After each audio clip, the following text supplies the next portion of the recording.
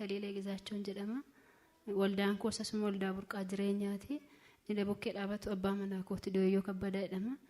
Har'a Waaqayyo waan baay'ee naa godhe waldaa kana keessatti dubbadhee fixuu hin danda'u. Isa keessaa muraasan dhugaa ba'a. Jalqaba irratti waa'ee mucaa kooshee kana yeroon garaatti badhu hordoffii taasisuu yeroon eegaletti altaraasaawundii yeroon ilaalamu hamoota xarii qabdaa naan jedhan. Isa booda baay'een dhiphadhaa hirriba rafuu hin danda'u baay'een cinqaman ture. Isa booda guyyaa tokko raajiin fuuldura kana taa'een jira. Nagaadhaa innaan nagaadhaan jedhee lakki nagaa miti. Ani immoo nagaan natti mul'achaa hin jiru hafuura inaaffaa wanta dhiiga kee dhangalaasuu barbaadutu jira jedhanii naaf kadhatani. Guyyaa isaan naaf kadhatanii kaasanii hirribas rafeen buree nagaa koon ta'e isa kanaafis Waaqayyoon naa galateeffadha.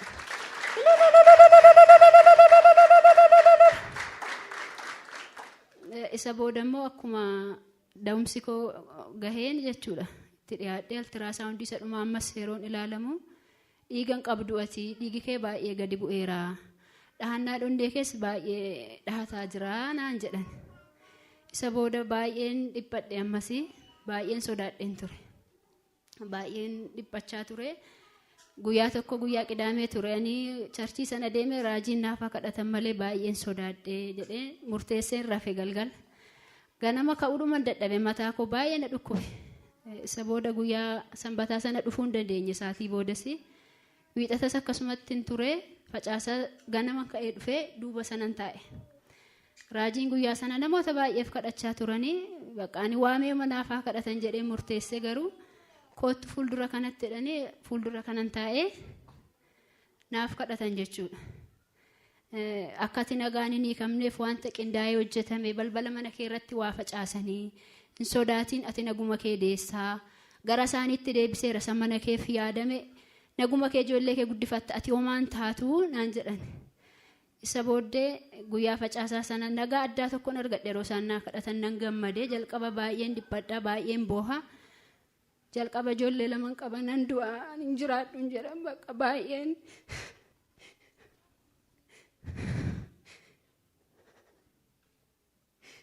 Waaqayyo garuu na gargaare isa mana koo fi yaadan gara mana isaaniitti deebise anoo maayyuu hin taane bakka guyyaa gaafa roobii naguma korbaata koo nyaadheen rafee naannoo saatii jaatti mallattoo ciniinsuun arge akkuma dubartii kamiyyuu bakka isa booda saatii 8tti mana kootii baheen dhaqee yeroo saatii 10 ta'u ani dahee mucaan koo nagaa ani nagaa daheen daa'ima koo si fadha kanaaf Waaqayyoon naa galateeffadha.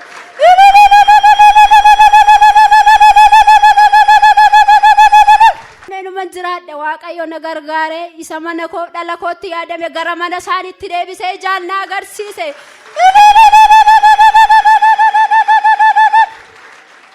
Ani jabina qabaadhee waa tokko hin taane kadhannaa karaa raajirraa kan ka'e Waaqayyo lafa kanatti baay'ee hojjeta.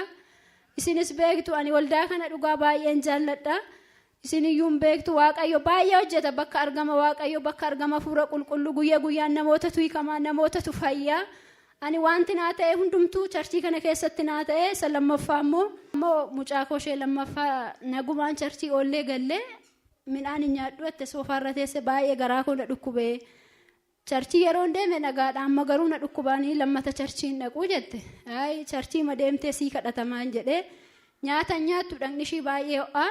Ani garaajii ma biran si geessa mana yaalaa sin geessu nagaa kee charchii ooltee dhuftedhe guyyaa facaasaa fidee dhufee duuba sanan taa'e.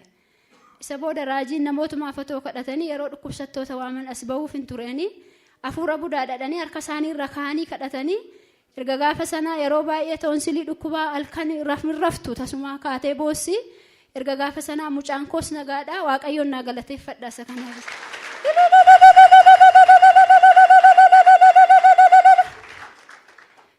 Inni sadaffaa immoo miila koo mirgaan waggaa 3 olii fi baay'ee na dhukkuba. Deemuus hin danda'u.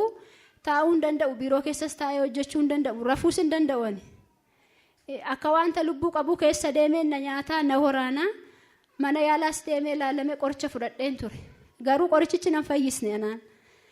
Guyyaa sanbataadha saatii booda raajiin namootaaf keessa deemanii tokko kadhatanii na dhukkubaa naaf kadhadhaan jedhee afuurra maandarraa iyyee bahee ergasii ani nagaa kooti. Jira hojii koos nan hojjedhaa homaas hin taane manatti sin gallee isa kanaafis Waaqayyoon naa galateeffadha.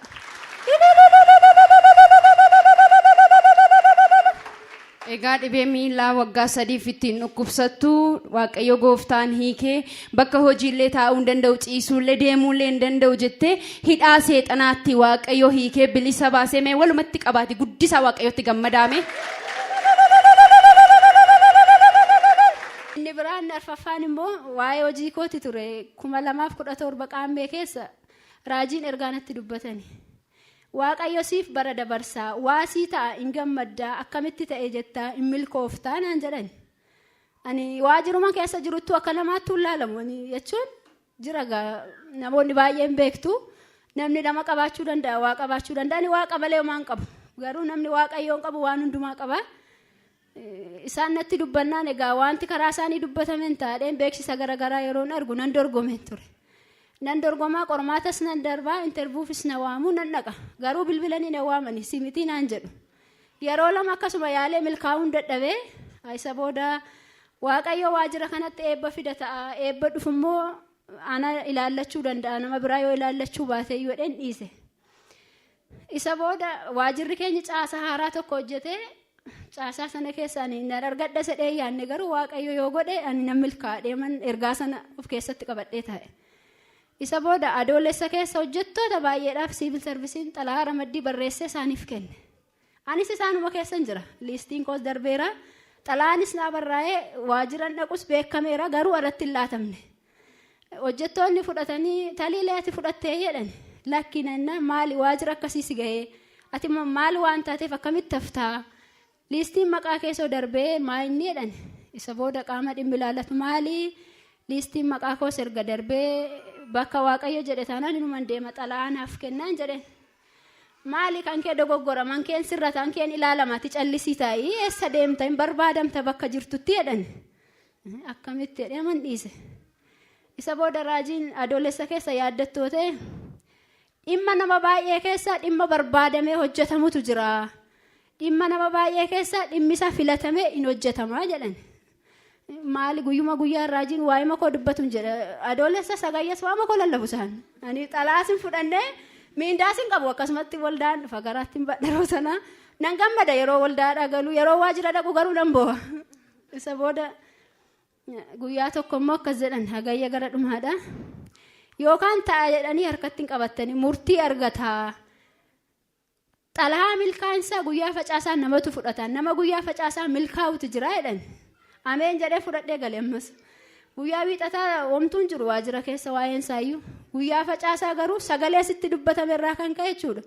Amma xalayaa barreessaa hojjetaa kanaaf kennaa miindaa isaaniis hojjedhaa jedhanii ani carraa kanan argadhu ture garuu sababa waaqayyo natti dubbate waaqayyotu kanas naa kenne miindaanis naa dabalee xalayaas fidadheen dhufne garuu miindaan naa dabalame akkuma isaan dubbatan guyyaa facaasaa milkaa'e guyyaa facaasaa xalayaan fudhadhe isa kanas waaqayyoon naa galateeffadha.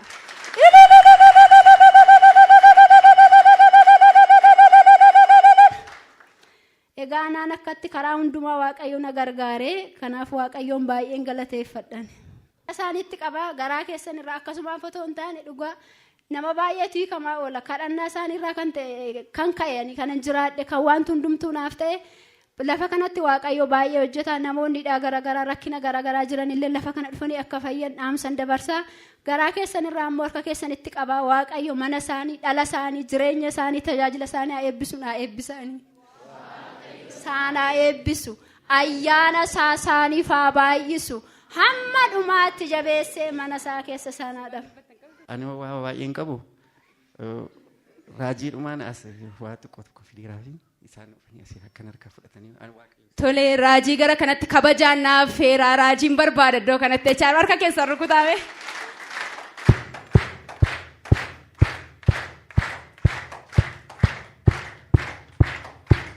Osoo akka yaada kooti furtuu konkolaataan isaanii kenna ture. Garuu immoo qabu waaqayyo gufuun isaanii waaqayyo iddoo deemanitti iddoo jiraatanitti waaqayyo milkaa'ina bara bara umurii bara bara isaaniif haa kennu jechuun barbaada.